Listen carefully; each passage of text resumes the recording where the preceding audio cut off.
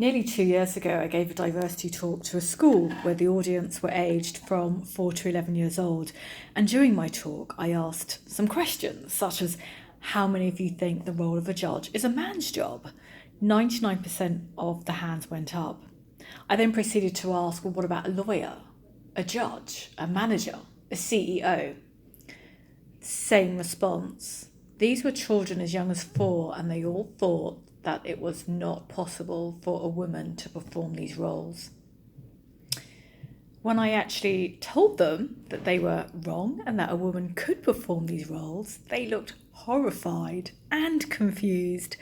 I probably looked just as horrified and confused as them. I just couldn't believe that at such a young age, as young as 4, that they just couldn't believe that they could achieve whatever they wanted to. So this highlighted to me that the diversity work that we're doing has to start right here, if not before children even start school. So over the last 10, 20 years, I've been working to close the diversity gap. And the urgent question which is still being asked now is, how can we close the diversity gap in the workplace at a faster pace, which will eventually help to change the world too? Now, for those that aren't sure exactly what is this diversity theme that lots of people are talking about, an example is where there are a number of women or a number of people of colour or people in general from diverse backgrounds who are not in senior positions. And there have been improvements over the last few decades where we are still, though, currently struggling to close the diversity gap. And not just across gender, but race, age, disability. It's across all strands. So the 2 strategies that I'm going to share with you today will hopefully help to change the world at a faster pace and close the diversity gap. Now, the first step to solving any problem, including this one, is to acknowledge its existence. How? Well, it's important to have real conversations. We all have a voice.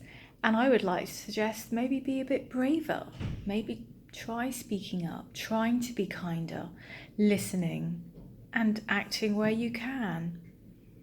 My work includes helping our next generation of leaders become a success while engaging our current leaders, both male and female, to help to make a difference. And this is via my foundation. I've been on most of the UK's breakfast primetime shows talking about this subject and, more importantly, how can we close this diversity gap. And one of the key things is that it's everyone's responsibility. It's not just for those who actively speak up and follow up with action.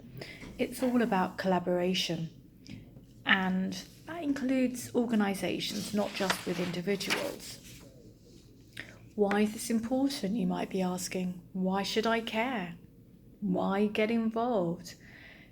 It's not just the right thing to do to get involved to help close the diversity gap, but it is fast becoming the only thing if we want to change the world for the better.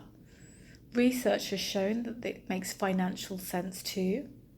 This is about creating a fair and equal platform for everyone to succeed, regardless of their background, regardless of their sex.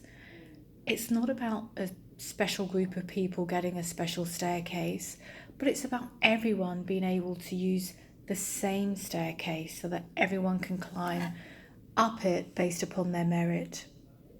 So how many of you in the audience have daughters, mothers, female friends who have daughters? Good, see? We're all affected somehow, especially if you care enough about them to be treated equally in our lifetime. Nearly 50% of the global population are women, and it does make sense for our global economy to help half of our global population to succeed. And this will also help to eliminate global poverty. Now, the world is waking up to the fact that empowered women and those from diverse backgrounds do transform societies. And when we lift up people from diverse backgrounds, we are lifting up humanity. But there is a disconnect. Year after year, companies are reporting that they're highly committed to gender diversity. But the proportion of women, people of colour, and those from diverse backgrounds, the levels aren't budging. And for this to change, we need to treat gender diversity, forget that bit. For this to change, why not treat gender diversity like the business imperative it is? A recent report shows how women are vastly underrepresented, and this is across every level. 1 in 5 senior leaders is a woman in the States, and 1 in 25 is a woman of colour. Now, there's a thing called Equal Pay Day, and in the UK this takes place on the 10th of November 2018 this year. And this is in theory when women in the UK have started to work for free until the end of the year. And that basically means that there is a gap between what men are being paid versus what women are being paid. And this is a lot of the time where women and men are performing the same job. Now, this gender pay gap has been the same for the last 3 years. But yet we've had report after report telling us how diverse businesses are more successful. We've had programs to help women return to work, to help women be more confident, to help women fix themselves. We've had unconscious bias training. Diversity over the last few years is coming up everywhere, in the media, fashion, you name it, it is coming up. But we still have these gaps, and the gap hasn't closed. So how else can we make an impact to close the diversity gap? Because right now it's not a fair and equal race to the top. And my thought process was to go right back to the beginning, right back to when children are still in the education system. I figured out, well, everyone is dealing with diversity within the existing workforce. Once they're in, how can we increase the talent pool to ensure that we can increase that by the time children and young adults have qualified? The only way was to go right back to the start of the school education. Start to engage children about their future possibilities and the realities of the workplace. Now, I mentioned at the start of my talk about how 4-year-olds didn't believe that they could perform various roles that are predominantly performed by men. And so through the work that I'm doing and through the talk, it's really important that, and how this is going to make a change, is by instilling new beliefs within the children. So if they do believe right now that they can't perform certain roles, it's up to each and every one of us to make sure that we give them the confidence, the self-belief, and the exposure to role models who are performing these roles. My foundation has scholarship and mentoring programs to help encourage our next generation, and this has been very successful in terms of raising their confidence and their self-belief. But everyone will need to come together, not just companies, women, those from diverse backgrounds, but it's a conversation that needs to start early, just to help to raise the career aspirations. And it doesn't need to take place just in the schools or universities, but it can take place within the government, media, society, on the news. But you might be thinking, how can I make a change? The first step would be to talk about diversity and to create the awareness. You can start with one person, one kind act, maybe for family and friends. And then the action can take place afterwards if this is something you would feel comfortable in.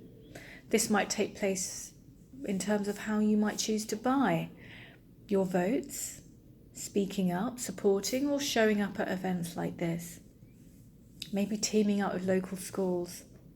But the next step is also to get men involved, as they are part of the solution. In fact, we need to get everyone involved.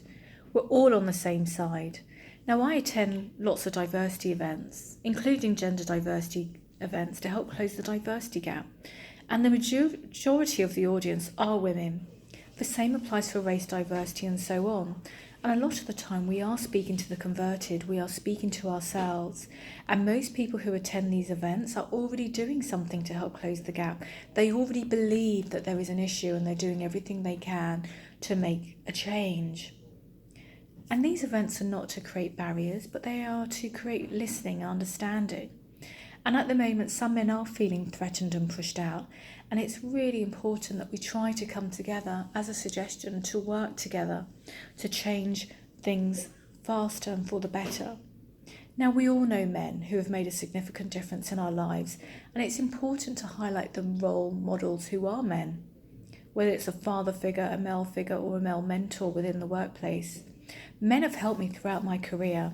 They've hired me, they've mentored me, they've promoted me, and some have become good friends who are also passionate about closing the diversity gap.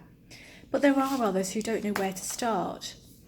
And gender equality in the workplace is often seen as a woman's issue, but the key to solving the problem lies with men too. I would suggest maybe try to invite men to various events or to find out what ideas they might have. Lots of men are allies in private, but it's important to have men publicly show up and to publicly and openly reveal their support as well. There's worldwide data that highlights that men showing up at events have more impact than an email or a press release. When men are actively involved in gender diversity, it's not a win-lose situation, it's actually a win-win. 96% report progress, and when men are not involved, only 30% will show progress. The beliefs here to change, well, there's not a problem, to, well, okay, there is an issue, how can I help? Or I don't know how to help. Well, it all starts with collaboration and having that conversation, not just targeting one diversity strand in preference of another.